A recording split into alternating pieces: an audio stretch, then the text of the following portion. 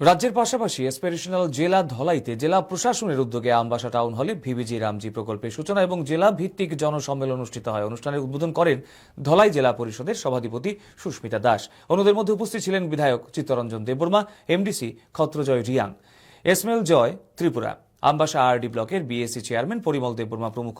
এই প্রকল্পের ভবিষ্যৎ কর্ম পরিকল্পনা বিষয়ে বিস্তারিত আলোচনা হয়। অনুষ্ঠান শেষে আয়োজিত প্রদর্শনী ঘুরে দেখেন অতিথিরা।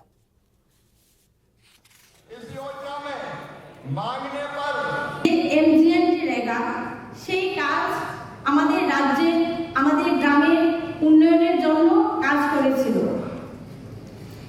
এতদিন যে এমজিএনরেগা ছিল সেটা গ্রামীণ উন্নয়নের জন্য ছিল, কিন্তু আমাদের কেন্দ্রীয় সরকার চিন্তা করেছে যে সেটাকে আরো কিভাবে উন্নয়নের শিখরে নিয়ে যাওয়া যায়, সেই জন্যই নাম পরিবর্তন করে বিকশিত ভারত